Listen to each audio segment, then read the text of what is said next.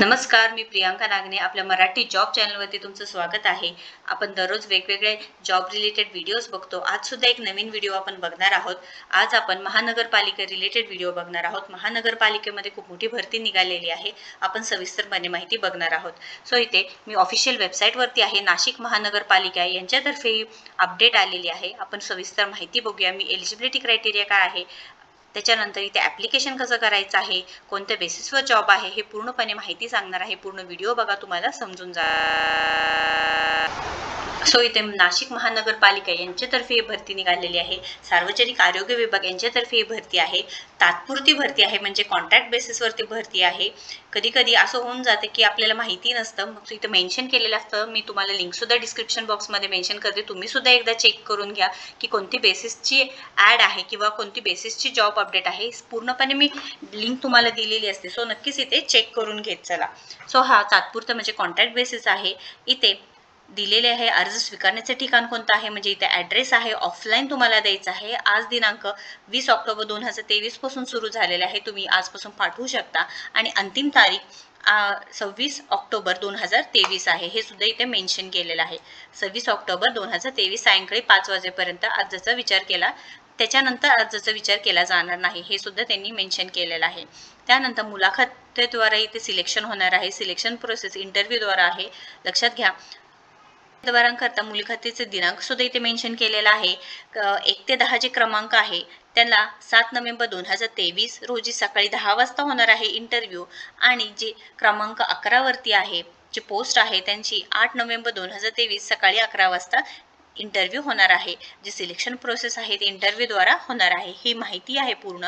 त्याच्यानंतर पद कोणते कोणते आहेत तिथे मेन्शन केलेलं आहे। जनरल सर्जन आहे, किमान शिक्षण किती लागणार आहे, एकूण पदसंख्या, आणि इथे जी सॅलरी डिटेल्स आहे मेन्शन केलेलं आहे। सो इथे जनरल सर्जन आहे, पद 2 संख्या आहे, 75,000 सॅलरी आहे, आणि MD DNB FCPS in general surgery सांगितलेलं आहे।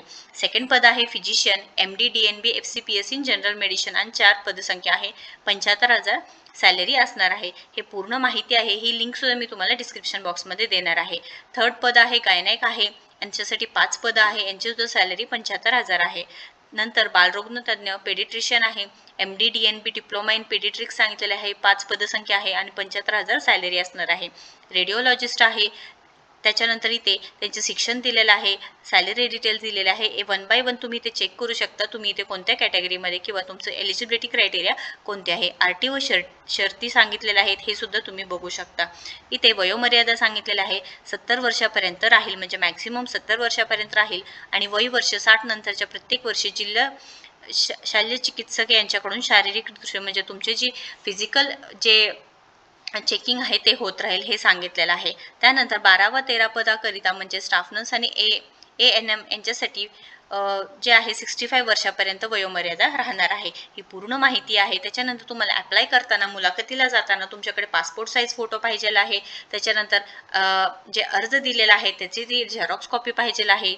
त्याच्यानंतर इथे मार्क्स दिलेले आहेत की कसं जे क्वेश्चन्स होणार आहेत किंवा जे गुण असतील, इथे बघा। पदांकरिता पात्रतेसाठी एकूण 100 गुण असतील व त्यांच्या विभागातील खालीलप्रमाणे असतील सांगितलेलं आहे। फर्स्ट जे दिलेलं आहे, पदवी, पदव्युत्तर, पदविका, पदवी शेवटच्या वर्षाच्या गुणानुसार 50 गुण पाहिजे आहे। सब्जेक्ट नॉलेज किती आहे त्याच्या रिसर्च अँड अकॅडमिक नॉलेज आहे, लिडरशिप क्वालिटी किती आहे, ॲडमिनिस्ट्रेटिव्ह ॲबिलिटीज काय आहे, एक्सपिरियन्स यांच्यासाठी प्रत्येकी 10-10 गुण असणार आहे, एकूण 100 गुण असणार आहे।